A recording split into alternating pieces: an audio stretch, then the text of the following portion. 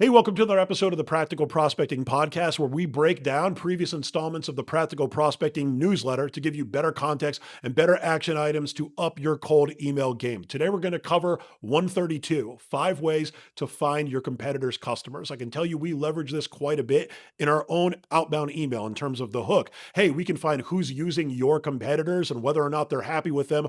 Obviously, these are some of the best leads that are out there. If you want to skip all of the trial and error and the heartbreak of having to do all of this on your own, you can just work with us. We'll put a link in the description of this video on YouTube and wherever you're finding this podcast if you want to schedule a meeting and we can go over how we might be able to help you out. Cool. Yeah, I'm excited for this one. This was a popular newsletter. Um, First, I think it goes without saying. Obviously, if you can figure out who's using your competitors, those are obviously super warm leads because you can reach out to them with context on the fact that they're using that competitor, and then also you can speak to the weaknesses that that competitor has and use that in your messaging. So these leads tend to convert really well. We're going to share 5 different ways you can find them. Some of them are free, some of them are cheap, some of them are a little bit more expensive. So you'll have an option for anything here. But the first one is scraping review sites. Now, this is kind of like, looking for gold, if you will. It's going to be one of those campaigns where you're not going to find a ton of warm leads, but when you do find a good one, you're usually going to have a hot lead, and you're going to usually be able to book that meeting. And so, what this means is, for the most part, if you sell software, your competitors are probably on review sites like Capterra, TrustRadius, G2 Crowd, etc. And so what I used to do when I was an SDR is I would go to these review sites of my competitors once a month, look at the most recent reviews and try to find negative reviews. Like on most of these sites, you can filter them by lowest stars to most stars. And if I did, I would use the information available to find that person on LinkedIn and get their email and reach out.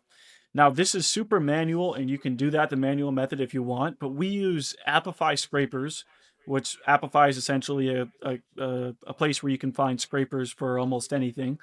And there's 3 specific scrapers, which I linked in the newsletter, which we'll put in the show notes of wherever you're catching this podcast. Each of them are super inexpensive. It might be $9 a month, $20 a month. They're all pretty inexpensive. And all you do is you put in the URL of that competitor's review page. It will scrape the reviews, and then you upload that into Clay and use a prompt to match those reviewers to an actual LinkedIn profile where you can find their email, phone number, etc. So we also dropped the prompt because that part's really important. You may find negative reviews, but finding the person behind that review is a little bit more difficult. And then obviously the message is really simple. It's, hey, I saw your review of so and so competitor. It looks like XYZ is an issue. Here's how we can help you with that. Now, again, don't get too excited about this because usually you might find 1 or 2 leads a month, maybe, but those are really high converting leads. It's never going to be, the core pillar of your outbound strategy, but the whole goal here is to have, a dozen or so of these types of plays that when all added together lead to pretty consistent pipeline. But that's number 1. Troy, let me know if you have any thoughts on that one. Otherwise, we'll move to the next.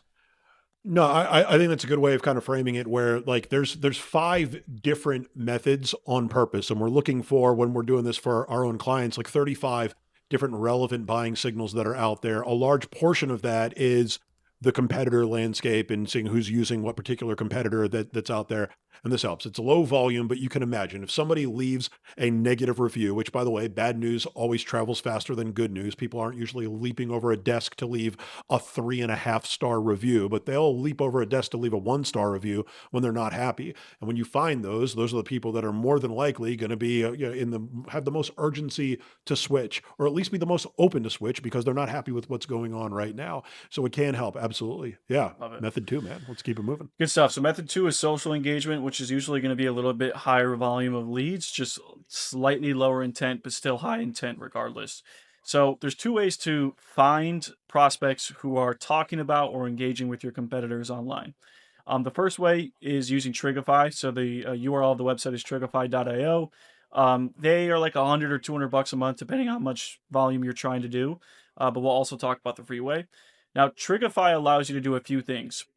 So if you want to find people engaging with your competitors, you can monitor anytime somebody engages with an influencer at that competitor's company on LinkedIn, Reddit, YouTube, X, etc., or the actual company page on one of those social profiles.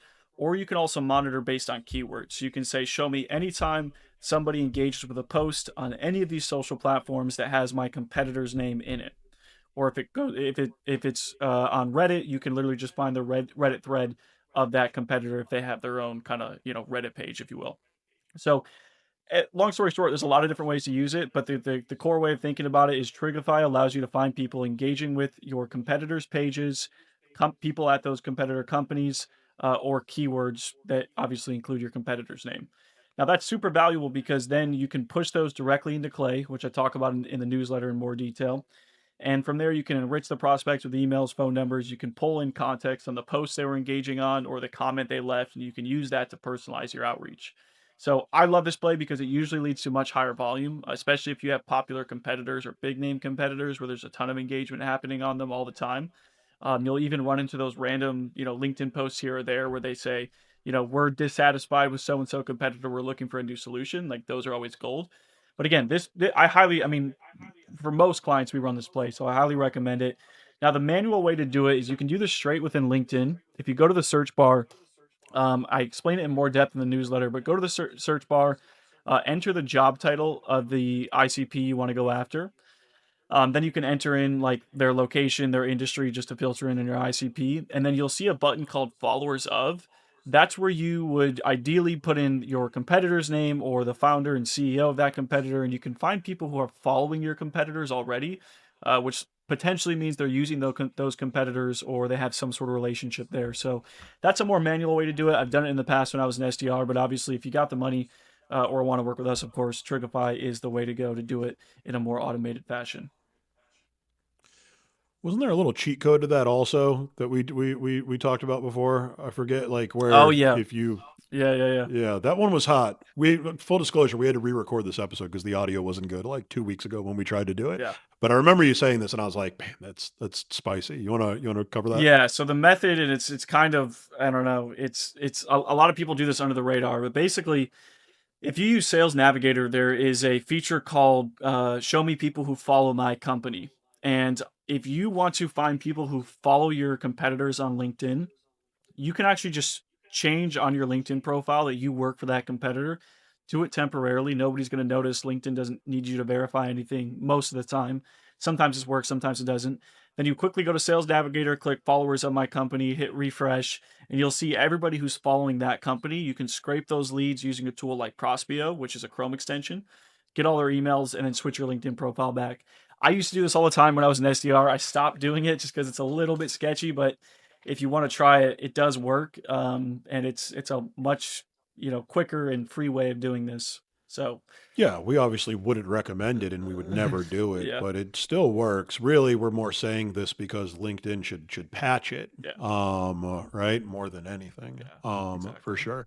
Dude, here's a question, not to belabor this because we only have so much time. So you may tell me that this wouldn't work, but I have a feeling that it would. So I used to have a company, salesorg.io, that would do it was like courses to break into tech sales, and people posted about it on Reddit. Like I saw the post where it's like, can anyone recommend to me like a tech sales course to help me break into tech sales or help my son break into tech sales? And folks would suggest sales org within that. Now, in theory, let's say that this is something that would be worth going after. This is like a low ticket item, but you could technically enrich the data on there and find it and then go after not just like anybody that was in that post, but like the main person who posted it asking for the advice, knowing that they interacted with someone that recommended the service. Is that off base, or is that like a play that would technically work No, based on what you're it would describing? definitely work. Like you could scrape those pages with Trigify, for example. You just say, "Show me anytime somebody's talking about salesorg.io on Reddit," and you can scrape all of that. So yeah, that would absolutely work. Reddit's a great place to find it. The thing with Reddit is that it's usually anonymized. So unless people, for whatever reason, have their name in the profile or they give some context as to who they are in their message, it's hard to match that back to an email and a LinkedIn profile. So a lot of times you have to do your outreach via Reddit, as opposed to taking it off to like an email or LinkedIn. So that's Yep. the only downside, but Reddit still works. Like most 99% of salespeople aren't in Reddit. So usually those leads are untouched, just kind of waiting to be reached out to. Awesome, man. So let's move on to method three, tech stack, data providers. Yeah, so method number three. So method number three and four are similar, but there's a key difference. So method number three is fine. It's just using tech stack data providers, and obviously you're going to have to spend money for this one. And there's two ways of finding technographic data. There's tech stack that you can find from a website. A lot of times there's kind of background URLs that you can scrape a website and find. If it's something like what website provider, like are they using Webflow or WordPress, things like that, you can usually find that on the website. Or if they have forms on their website that are from a CRM, you can usually find that sort of stuff. But there is some tech stack that you can only get through proprietary data, and by far, my favorite for this has been ZoomInfo. They just have the best and the widest technographic data. It's super reliable. I don't know how they get the data.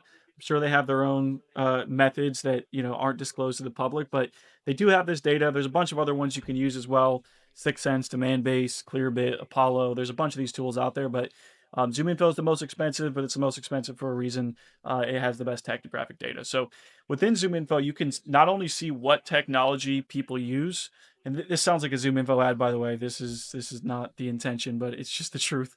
Um, you can find what technology they use, but you can also see when they added that technology and also when they dropped technology.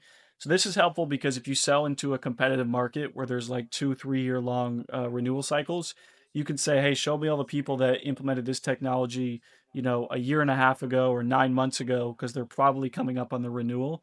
And so we use this a lot when we're working with clients that sell big, expensive enterprise tech. They're in long renewal cycles, so we can kind of time our outreach to those specific renewal cycles.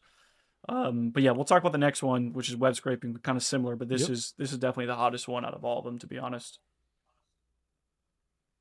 Awesome, man. Let's keep it pushing then. Yeah. So number four, scraping off the web. So again, this is finding technology that you can find somewhere on their website. This is much cheaper than going with a tool like ZoomInfo or Sixth Sense, etc.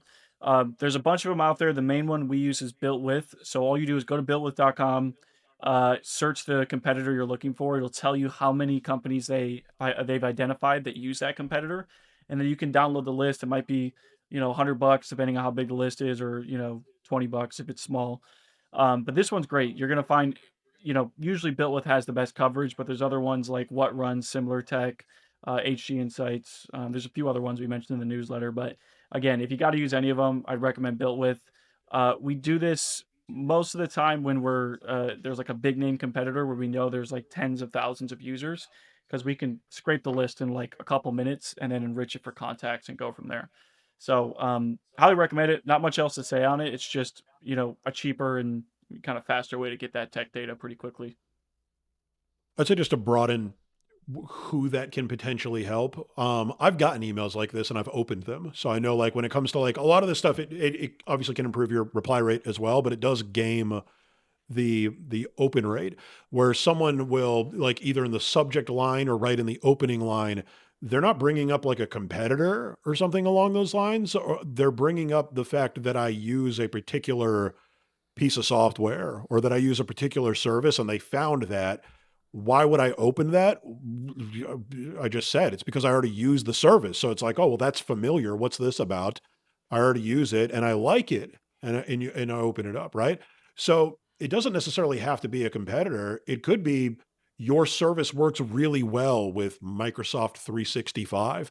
So when you're leveraging that in the subject line of the email or the opening line saying, hey, we benefit, customers that use Microsoft 365. Would you like to learn how? That gets a better open on the email, gets a better open rate. And if you can get a better open rate, they're not going to do anything with you. They're not going to reply if they don't open it. So that's the start. How can we make this cold email feel less like it's cold? That is one way of leveraging it. Even if you can't find a competitor, you can still find if they're using something that you can be beneficial to them if they're using it. Um, I'm not wrong there, right, Jed? That's No, you're you right. I ran that mean, play as well, right? it's every play we're talking about here could just as easily be used for like a partnership you have, or if you integrate well with specific technology. So yeah, you're exactly Yep. right. I mean, it doesn't just have to be a competitor. That's just the most common way that we use it. Um, Awesome. but yeah, So job postings. fifth Yep. and final method, job postings. This is one I've used for years. Probably the most inexpensive way to find the most people who are using your competitors in bulk. And so, as most people know, like if there's a job posting, a lot of times under experience, it'll say, "Hey, we use tools like XYZ, so we prefer that you have experience using these tools." So it's a very reliable way, an up to date way of figuring out what technology and competitors people are using. So there's two ways I do this. If you use Clay, you can scrape jobs across all of LinkedIn for free. It doesn't cost you any credits. And then in the job description keywords, enter the tech stack that you're looking for, the competitor. That's going to show you all the companies who use those competitors. That's a great free way to do it if you're already paying for Clay. The second way, which is actually more effective, but a little bit more expensive, is by checking company career pages. Because not every company that's hiring puts their job on LinkedIn. And a lot of times you're going to get the most coverage by checking on an actual company website, on their career pages. And so we use Lead Magic for this, which scrapes millions and millions and millions of business websites every single day to get the most up to date data on what their active jobs are. And then, just like in the last example, you just enter in the description keywords, the name of the competitors you're looking for. It'll give you those answers, and then you can even in Lead Magic set it up on like a weekly schedule. So anytime there's new jobs that are mentioning those competitors, you can get notified. So try them both. Lead Magic's a little bit more expensive. Again, if you're already using Clay, that works too. Or you can just do this manually by going to company websites and checking their job descriptions for those competitor keywords. But this one, yeah, I've been using it for years. I'll probably continue to use it for years because at the end of the day, if a company just posted a job yesterday and they mention that competitor's name, it's probably the most likely out of all of these examples that they are in fact using that competitor. Awesome, man. Uh, there's a lot here. There's a lot of different things that some of them are free, some of them you have to pay for them. A lot of experimentation genuinely is required to learn which of these are going to work best for your offering. And it can be done for sure. It takes a lot of time though. And it can take a decent amount of money depending on which, of these tools you decide on purchasing. We have all of them, and we have the time and the personnel to be able to test all of this for you. So if you don't want to deal with all of that, which it's a worthwhile headache a lot of the times, but it's a headache nonetheless. If you want to skip all of that, then you could work with us or see whether or not it would make sense to work with us. So we'll put a link to be able to book a time and we'll go over whether or not, we would be a fit and have a conversation with you. Put the link below, either on this video if you're finding us on YouTube or anywhere where you're finding this podcast. There'll be a link for you to be able to book as well. Jed, that is our time for this installment. We'll see you guys in a couple of weeks. Good stuff. Thanks.